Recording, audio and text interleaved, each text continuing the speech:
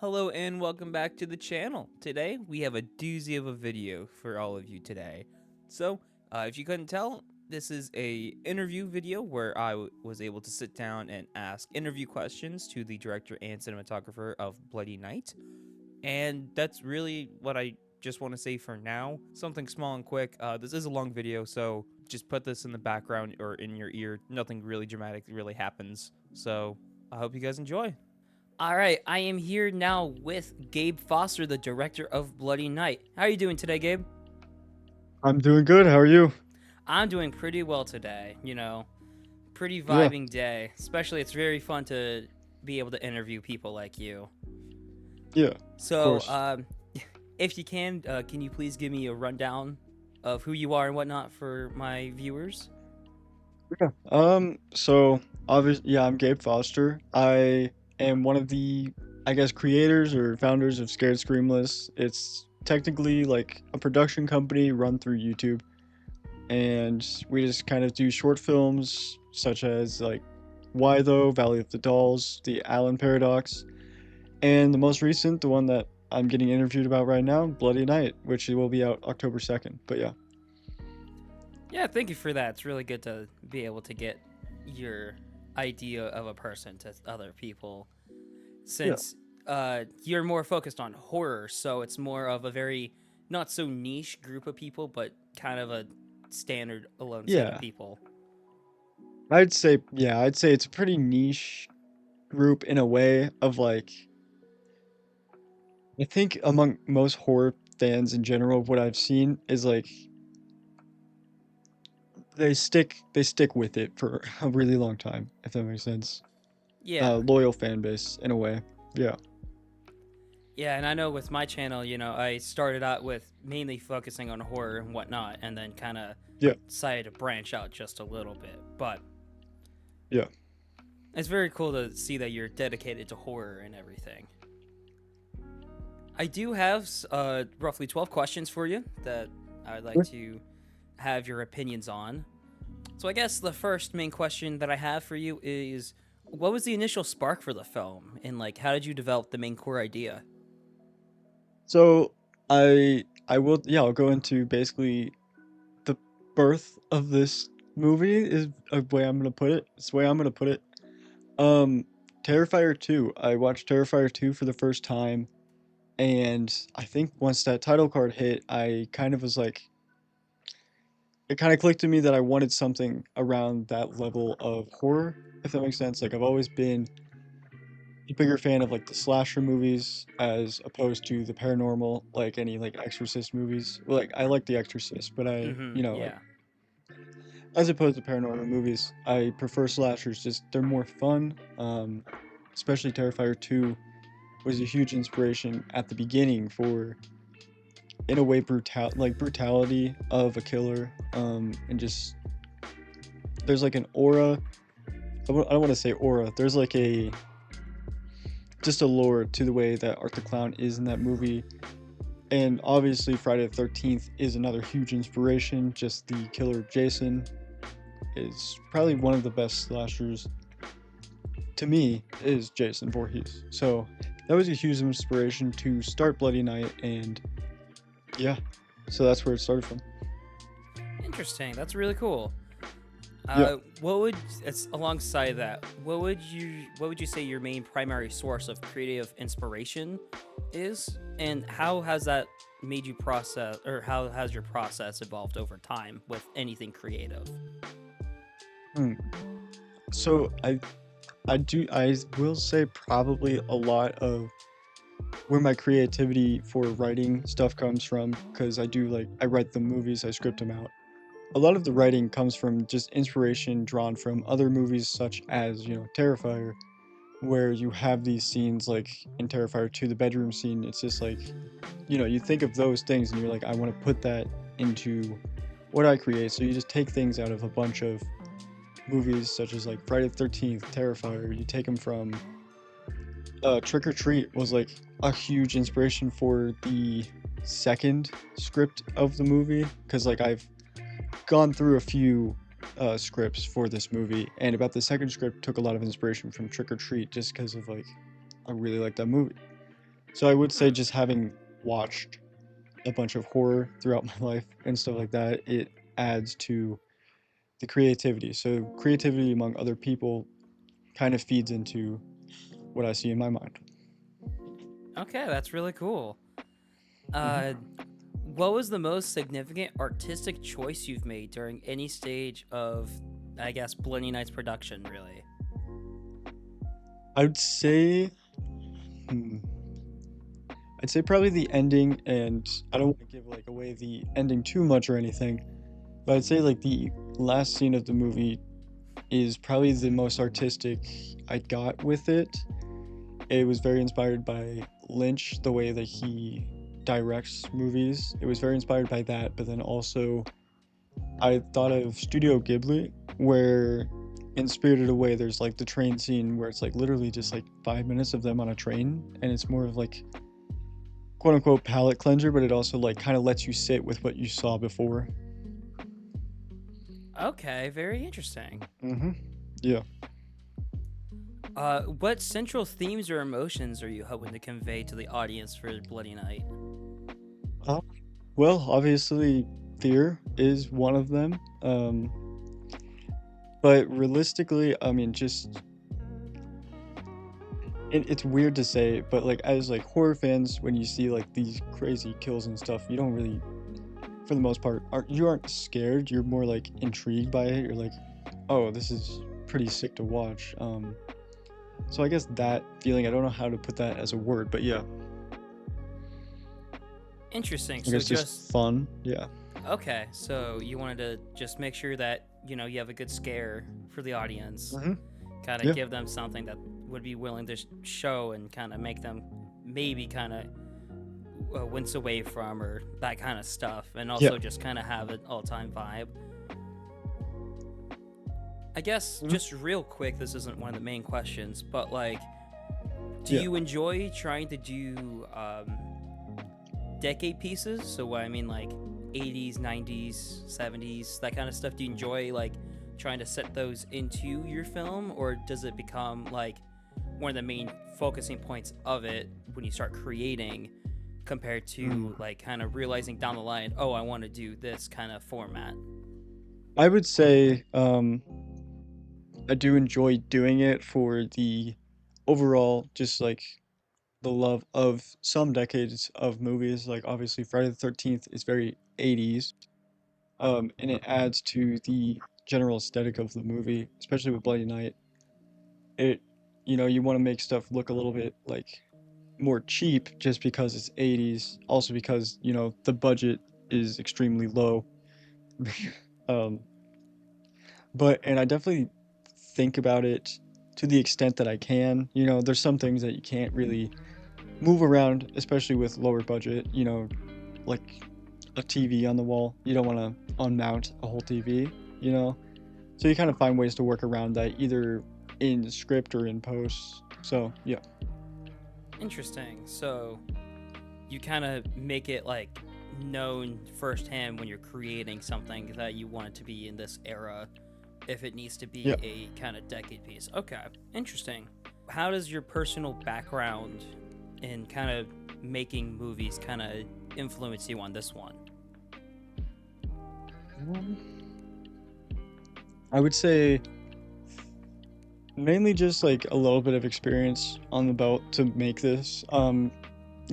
You learn a lot every time you go into production of a movie or go into directing a movie.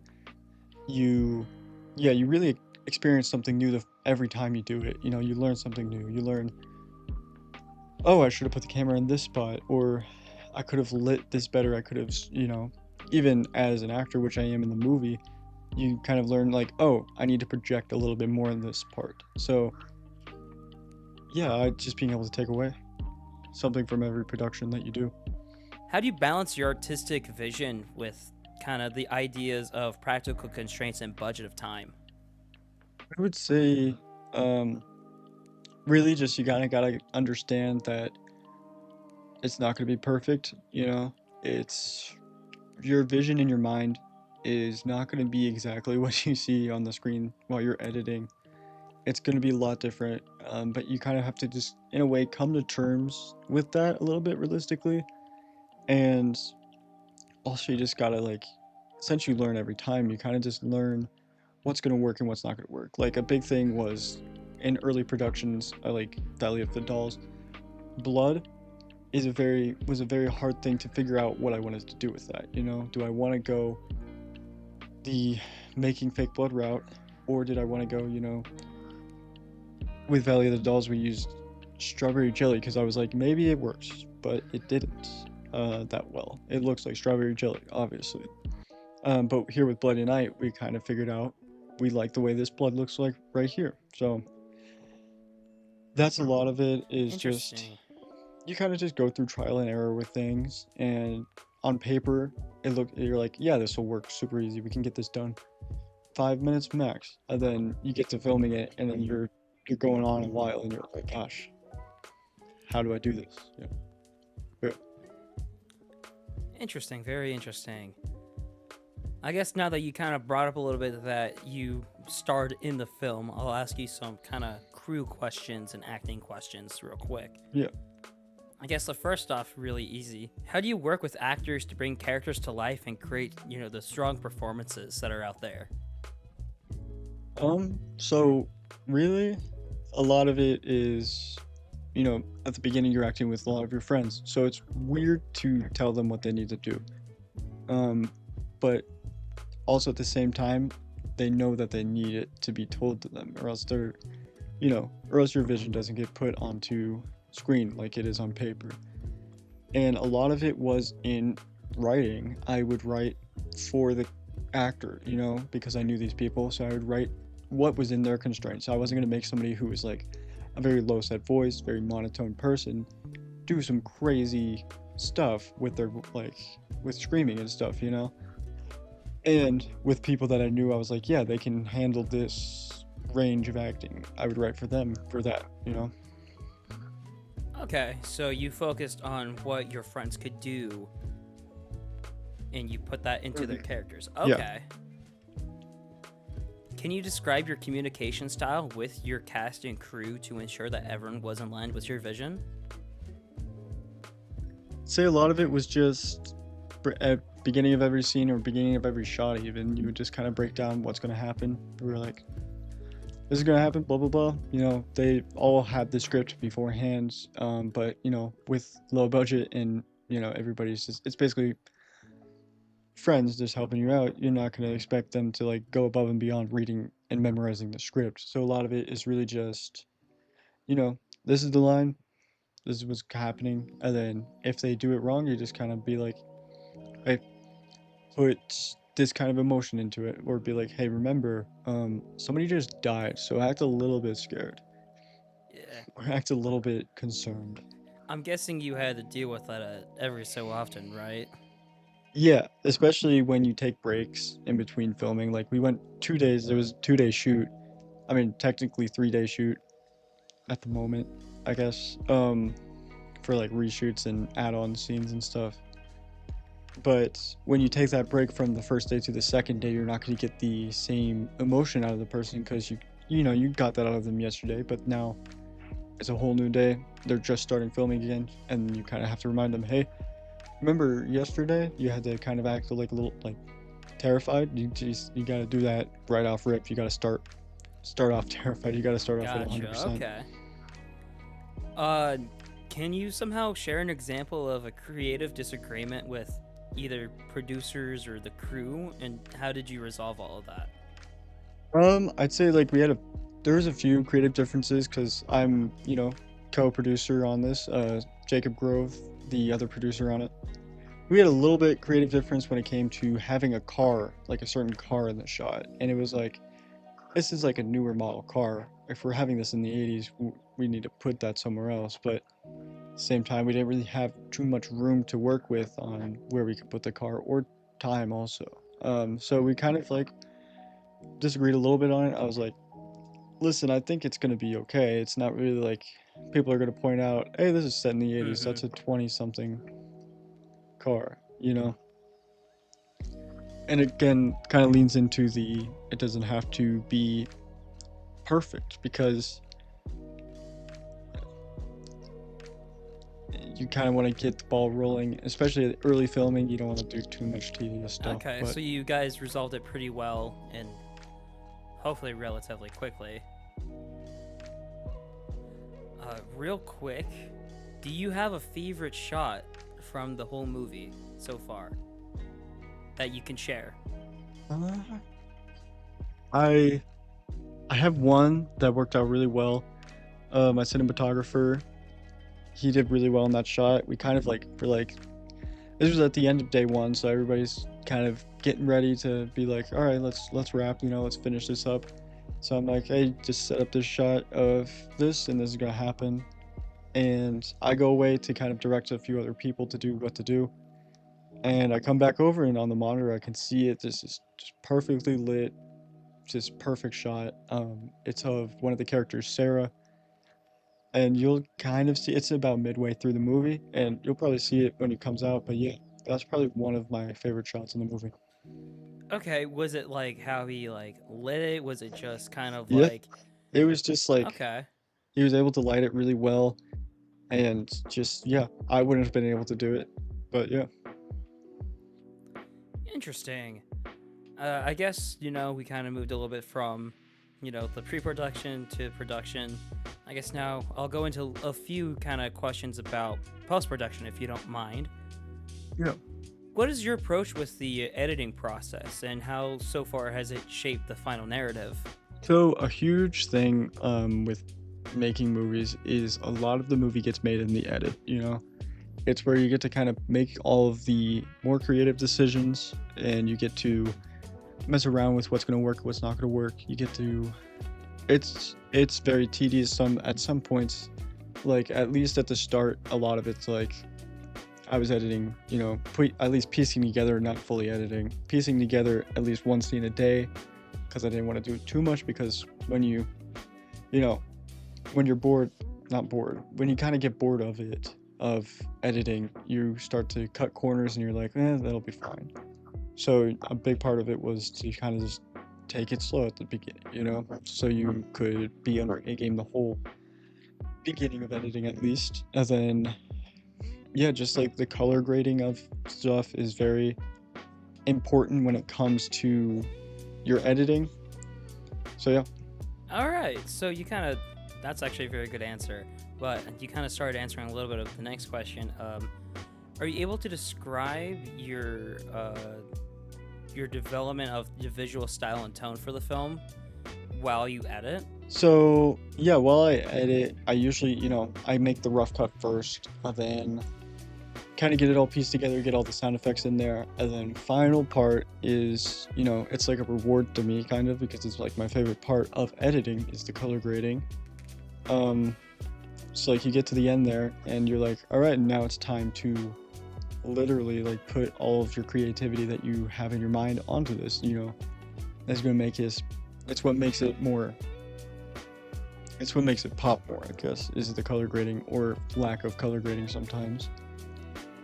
So it's just, yeah, it makes you be more creative. Like we did with the teaser trailer, we made it look very like, I guess, vintage film style, where it was like you had to kind of in a way de-hance a lot of the framing, but it works really well and it made it just so fun to edit and watch back also. Interesting.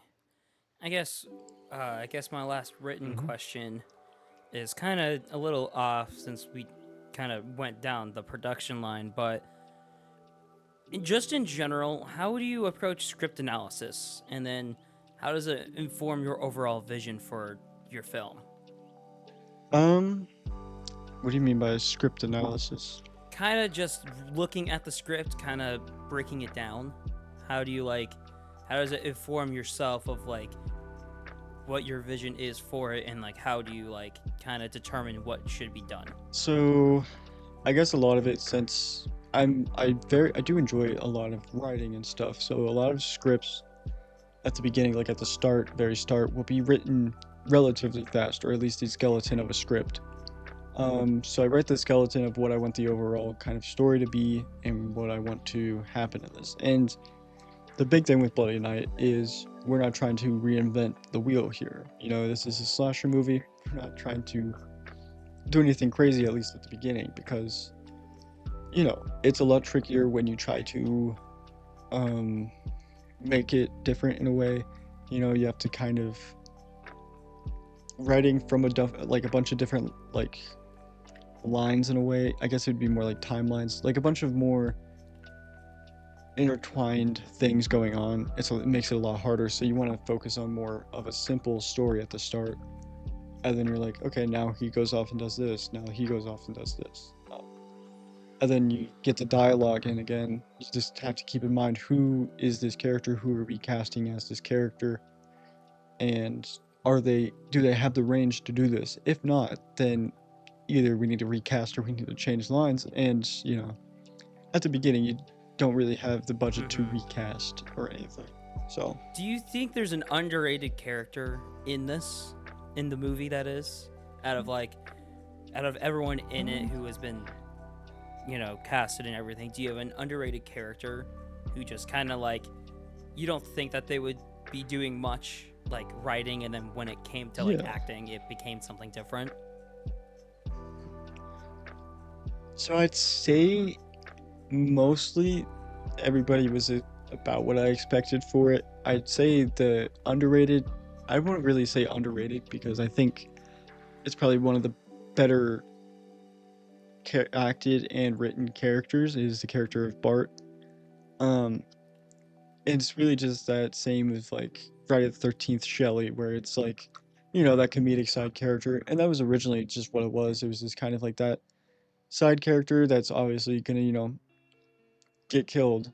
But at the end of like, yeah, with editing and everything, yeah, that was probably my favorite character to edit and watch was that one.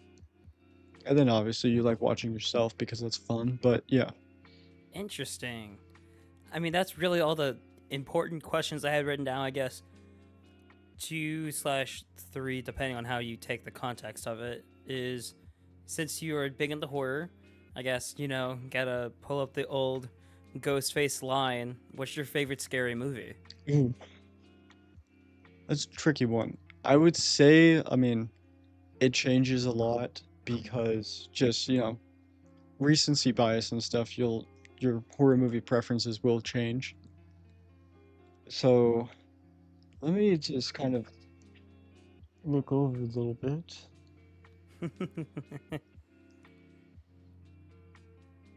Hmm. That's a tricky one. I'm trying to think.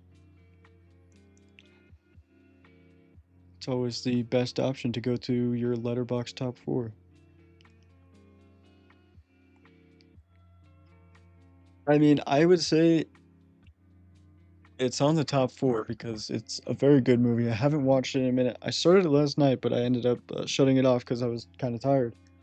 But the I haven't heard it talked about much. I would say The First Omen is probably one of my favorite modern horror movies. Um, it surpasses the original to me, and it's just like you don't expect much out of it because you know you go in, you're like, oh, this is a prequel movie, and it's very well written, very well acted. It's got some nice homages to like Possession and those kind of movies. So it's artistically it works really well, and that's why I think that one's really good. So yeah, that's what I'm gonna go with right now is First Omen. Interesting. Would you ever like talk about it anywhere, or kind of do your own thing? Talk about the First Omen. Yeah, like, would you ever like, I guess since you're into that kind of like the content creation as I am, like, would you ever like want to sit down and talk about it, like just not with me? I mean, if you wanted to, like on a podcast or anything, but yeah, as the like the movie itself. Yeah. Oh, just as like a whole thing as itself. Yeah. Yeah. I definitely would. 'Cause it definitely like adds to that sort of your expectations are what makes a movie to you because like if you go in with super high expectations of a movie and you watch it and it's, not great, then it's like immediately you're like, that was a bad movie. If you go in, your expectations are, oh, this is a sequel, this is a prequel, and it blows you out of the water, you're like, that's a great movie. So I guess just with that, and then with just like being able to make a prequel like The First Omen. Interesting. Yeah, I guess just to restate the question a little bit, would you ever like, like ever sit down and like talk about it like podcast wise or anything Mhm. about that kind of stuff Yeah, or absolutely. interesting? About The First Omen? Yeah. Yeah. I mean, like, it doesn't have Yeah. to be with like anyone specific, like me or anything, but like, I don't know, with like you, a great friend. I don't know if you do a podcast or anything, but Yeah. Yeah. I do have a podcast called Scream Talk. You can go check it out. Co-hosted by You'll See if you go check it out. interesting. Kind of hiding them away, kind of unique. Yeah, they're in my pocket right now. Yeah, they're hidden away. I gotta Gotcha. gotta keep their aura up right now. And then you go watch it, it's like a big reveal of, oh, who's this? Who's the co-host? Gotcha. I see. I'll make sure to link that in the description below. Of But course. I guess now that we kind of talked a little bit of your favorite scary movie, I guess it kind of makes sense to bring it the opposite direction. What's your least favorite scary movie? Ooh. There's a lot of them. Like, there's easy answers here.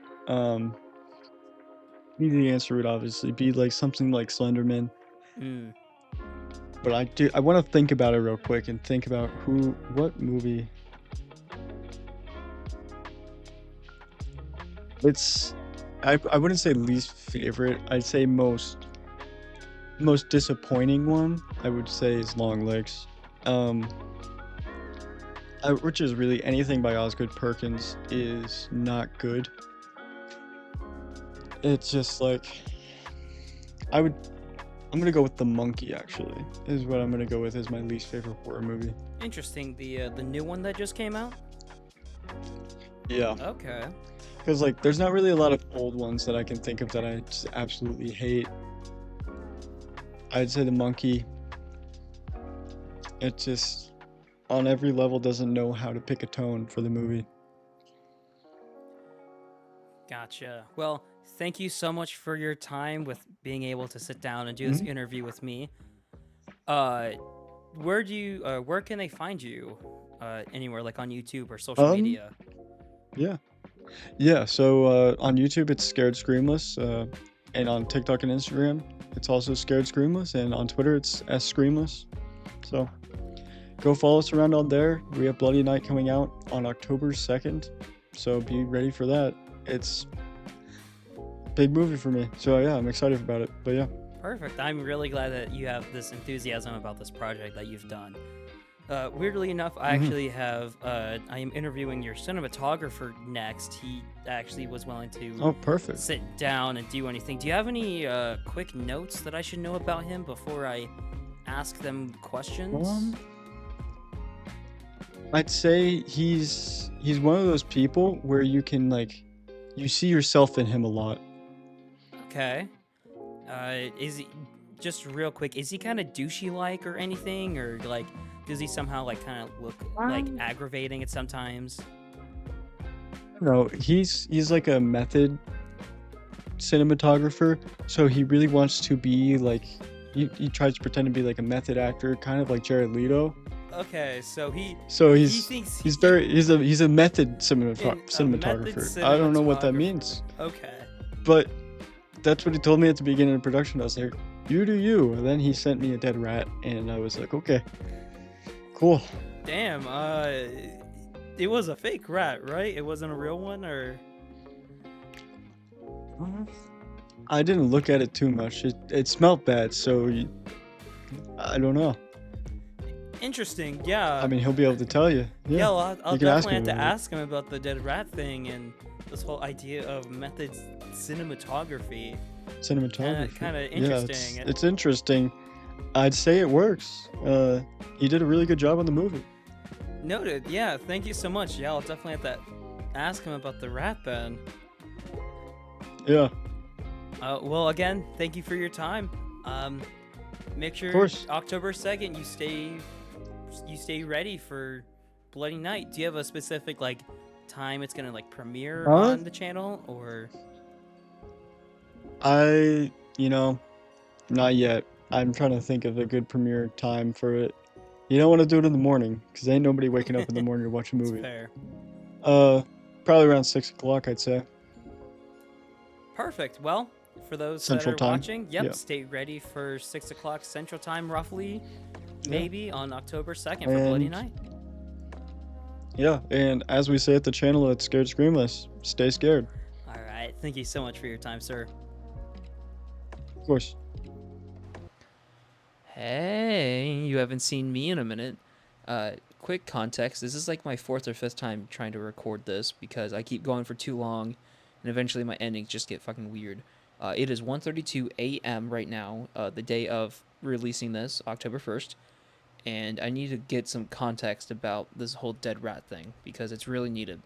And I don't ask the cinematographer because you'll understand why. There was no dead rat. All the dead rat stuff is fake. He said it for the funnies.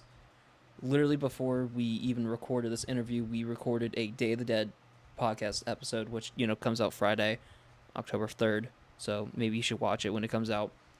But we talk about method acting, and then eventually brought up Jared Leto from Suicide Squad and his whole terrible pranks of dead animals and stuff. That's where the context came from. Uh, so he thought it was really funny because we brought up method cinematography. It's not really a thing, by the way. But yeah, we brought that up, and we thought it was funny. We, as in Gabe, thought it was funny to kind of bring it up again, and that's why he says Jared Leto specifically.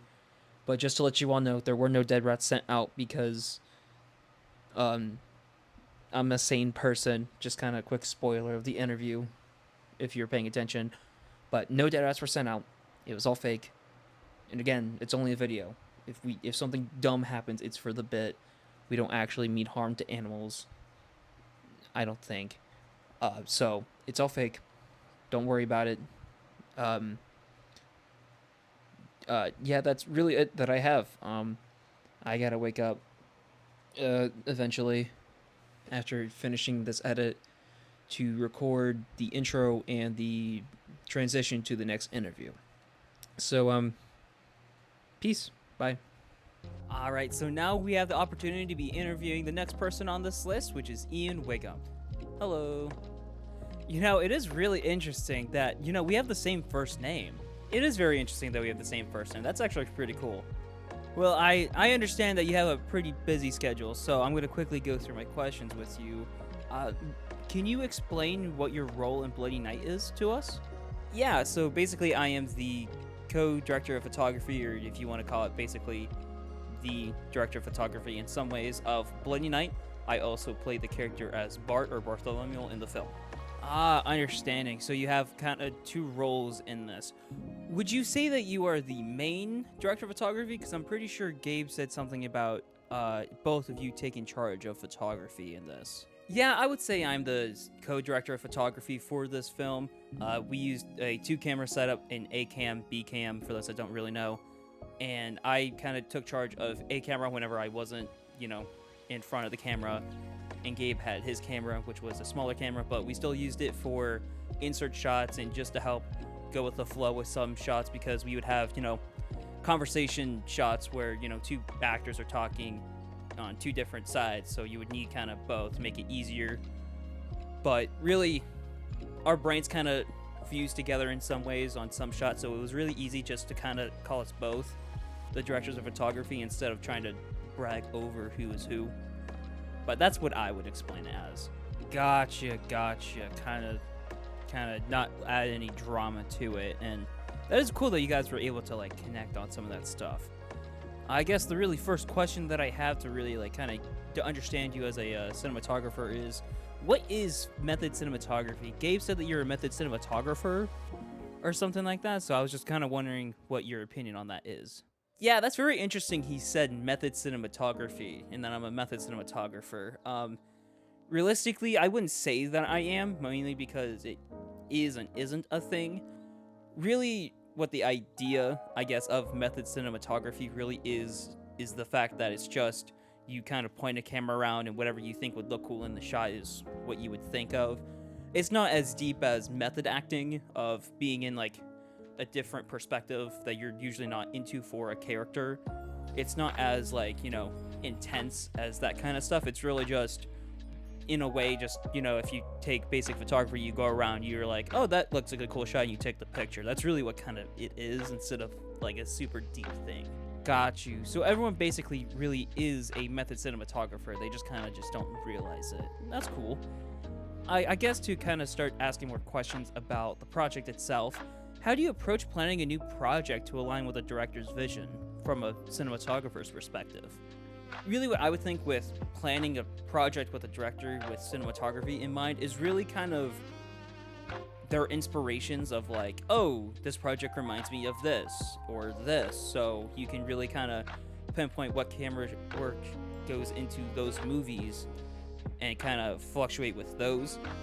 Really, in some ways, I kind of took charge of that somewhat in my head during this, but also, again, like, Gabe and I kind of have like a fusion together of, movies and like the nerdiness of horror. So we both kind of have like the same idea, and we kind of bounce ideas off of each other anyways. So really, it's just, if you're really good friends with the director and you're able to bounce off ideas like that, it's really easy.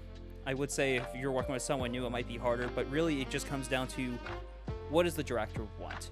The director of photography should be working with the director at all times, so it has to kind of have a good connection for it to really properly work. Now, like, they can do different things for different shots. Like, the director might want to do this, but the cinematographer might want to do something else. I feel like you could do both of those to see what works, but really it's just kind of proper cooperation with each other. And really kind of how I would approach it is just, again, since I mainly am working with Gabe with some of this stuff, it's really just seeing what he wants. And if I, have an idea, I can bring it up. And if he likes it, perfect, we have that idea. But it's really just a cooperation between director of cinematography or, me and Gabe to kind of figure out what we would both like in it. Got you. So there's a lot of synchronization and everything that goes into it. And that's actually really cool that you two are able to have a strong bond like that, to like be able to like connect and have the same ideas. I guess to kind of ask another one, how do you manage a large cast and crew to ensure everyone walks towards the same vision at the end?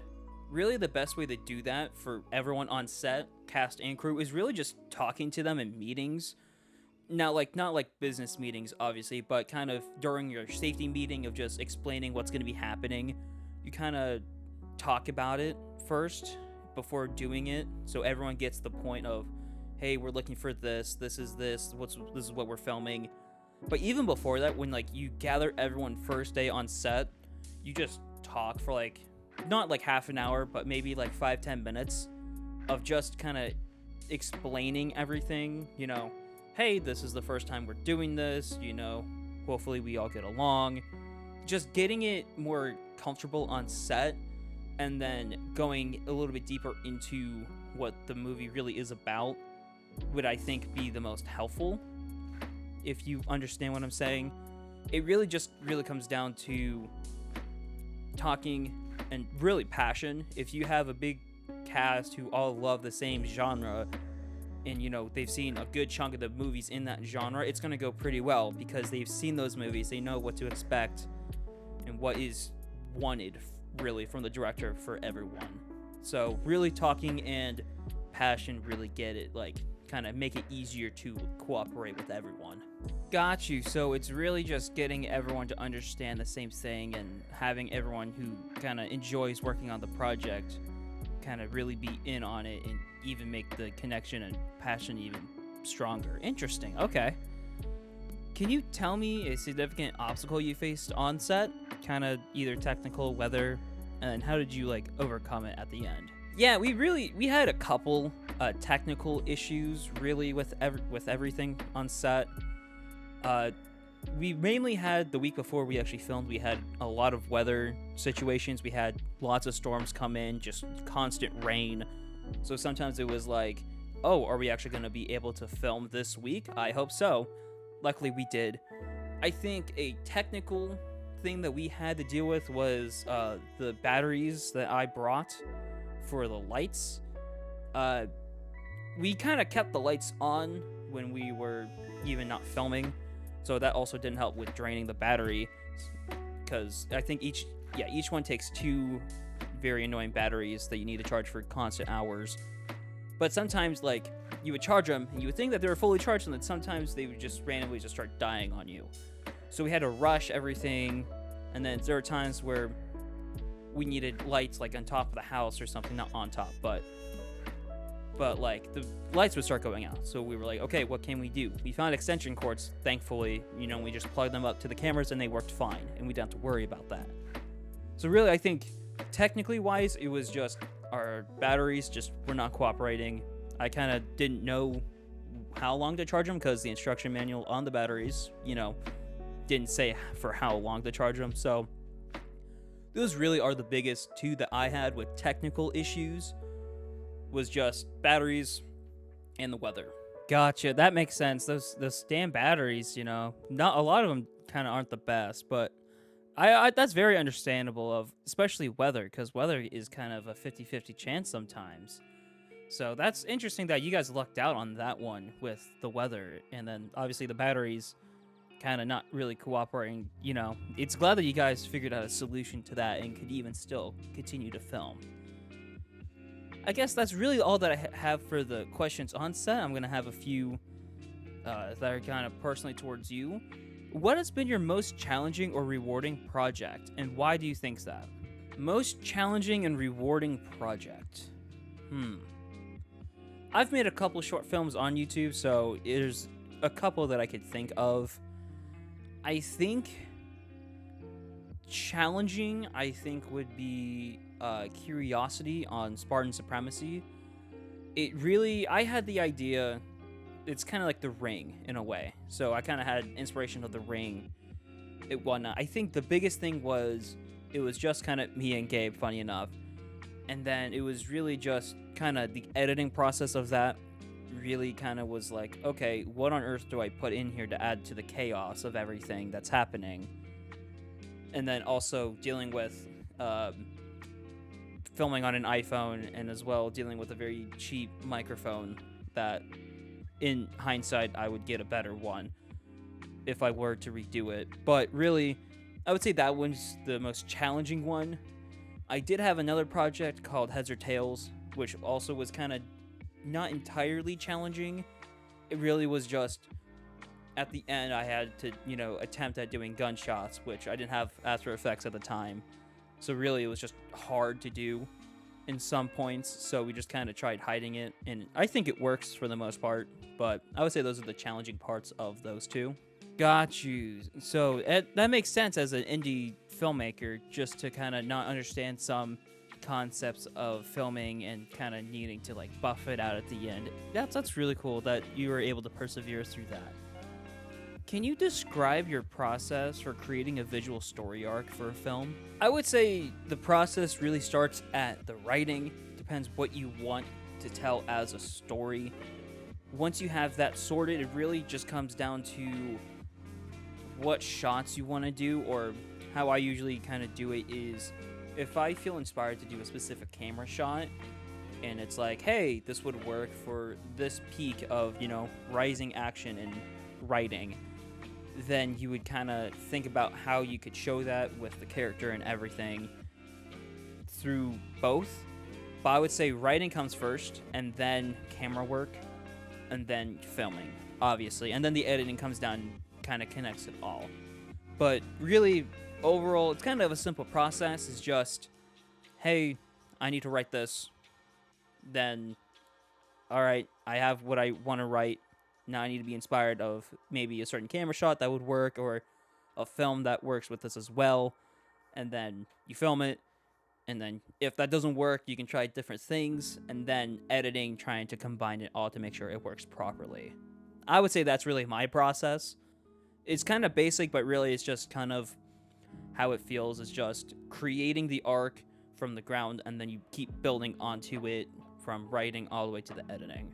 Oh, okay. That kind of honestly takes me back to my high school days of learning kind of basic storytelling. That's actually really cool that you kind of keep it basic and just keep it the flow steady and everything. I guess to know a little bit more about you, what kind of films inspire you? And, what type of films do you want to make in the future? Okay, that's actually a really good question. I would say the movies that really inspire me really are anything that are action, sci-fi, and horror. It could be anything, I have Scream up here, I have Alien, Predator, I have Mortal Kombat, and Jurassic Park, really. So, like, those kind of, in some ways, blockbuster and kind of 80s, 90s films really make me kind of keep on going with filming. Those are the type of movies that I enjoy. So I would say those as well. Modern movies are also really good, like, Inception, Dunkirk, just the standard, like, hit movies really make me think creatively. The movies that I would want to make in the future really is kind of the same thing, action, sci-fi, horror. It's something that I just enjoy. Now, in the future, if I'm working as a free agent or working at a company where I need to film, a different genre, I will gladly do that. Mainly because, one, that's money, and also gets me more experience behind camera working with people. So I would say in the future, really, I would be willing to work on anything just to get experience.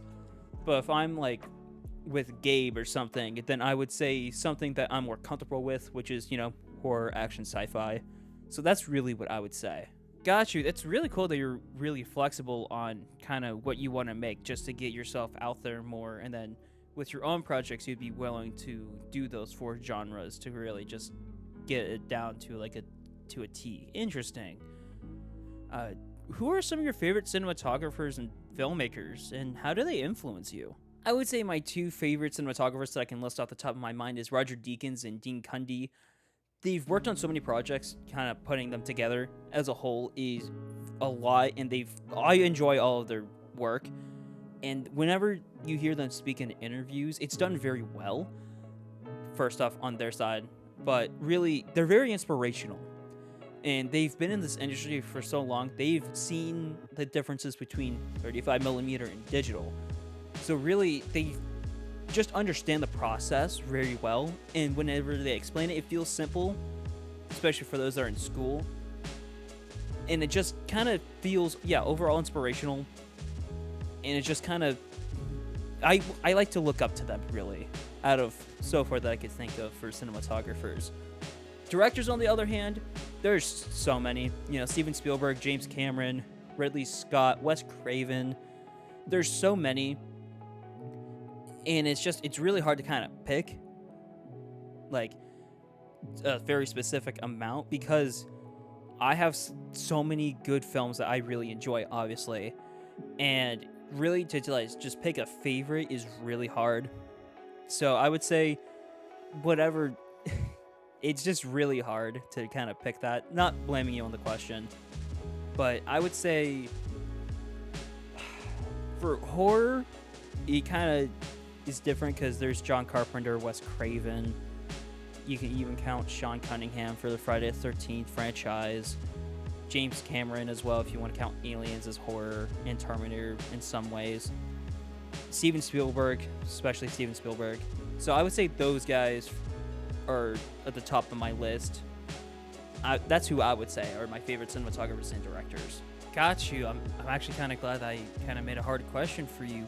Do the directors kind of influence you a little bit in the same way as the cinematographers? They influence me of just kind of their work and hearing them, again, kind of like how we talked about with Dean Cundy and Roger Deakins.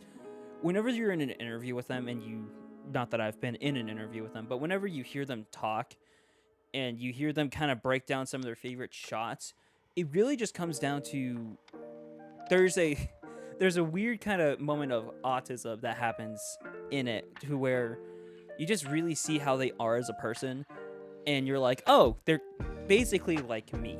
They had a camera when they were younger, and they were like, I'ma do it. So really, it's the driving kind of motivation and perseverance through it that really gets me kind of influenced and gets ready for the future that I have of just going out there and filming. Understandable. Okay, so very inspirational for you just to want to keep going and keep pushing towards this field of work. That's actually really cool. Well, since we're coming near the end, I guess one or two more questions left. Do you have any upcoming short films of your own, or are you mainly sticking to Scared Screamless? As a Spartan Supremacy, I do not have any upcoming short films. I have ideas in mind. I just need to sit down whenever I have free time and not working on another channel to really drive my ideas forward.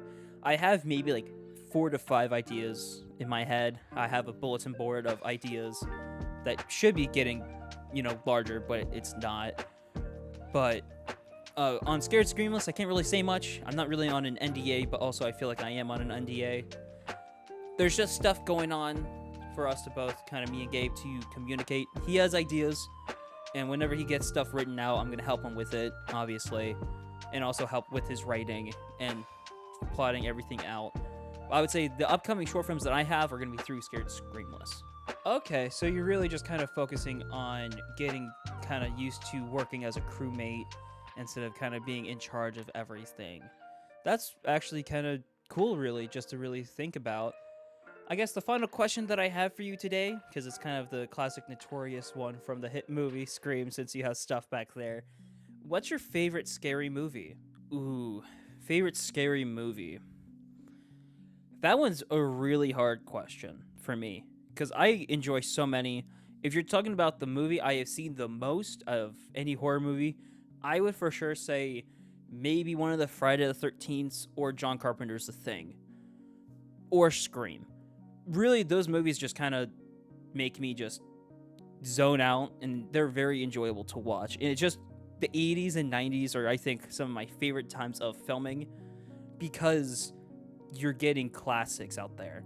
But if you're really being specific on the dot of a favorite horror movie, I would say the one with the most times that I've watched would definitely be John Carpenter's The Thing. That's a really good pick for a favorite horror movie, really. That's a very, very good, inspirational, and very classic creature film. And, I mean, that's really all I had the questions for you today. Honestly, thank you for being able to, take some time out of your busy schedule to kind of talk to me about some of this stuff. Yeah, no problem. And thank you for, interviewing me. It's actually been a really fun time, just answering interesting questions that I haven't really thought about in a while. No problem with that. Is there anywhere where the audience can find you on the internet or anything? Yeah, you can find me really on YouTube. I don't really have a kind of social media outbreak. I really should. But as of right now, if you really want to watch some of the short films that I have worked on, it's not that many. They're on, YouTube or on the social media. But I would say go to watch Spartan Supremacy. Those things took time, and I really enjoyed filming all of them. And then I guess the only thing to really say is, watch out for Bloody Night coming October 2nd. I've seen some of the editing shots myself, and they look good. So, yep, go ahead and, make sure you keep that time frame. I think it's coming out 5 or 5:30 Central Time on October 2nd. I could also be wrong on that, so don't really quote me on that. But for sure, October 2nd. Perfect. I hope everyone can kind of get that drilled in their head. Honestly, we'll have to talk to Gabe about me kind of covering Bloody Night as its own video, I guess, on my side. Well, again, thank you for your time, and, really, just have a good rest of your day. Have a good rest of your night. Take care. Bye. What a nice chap. So there you have it. That was the director and cinematographer of Bloody Night. I hope you guys really enjoyed me interviewing them. Obviously, I'm not a professional at interviewing people, but I think it's just very cool to kind of be able to do that kind of stuff, and also, one, make content for my channel, and also get more people interested in other people's projects. So thank you guys for watching. Stay tuned for Bloody Night October 2nd at 5 o'clock Central Standard Time, and I will see you in the next video. Bye.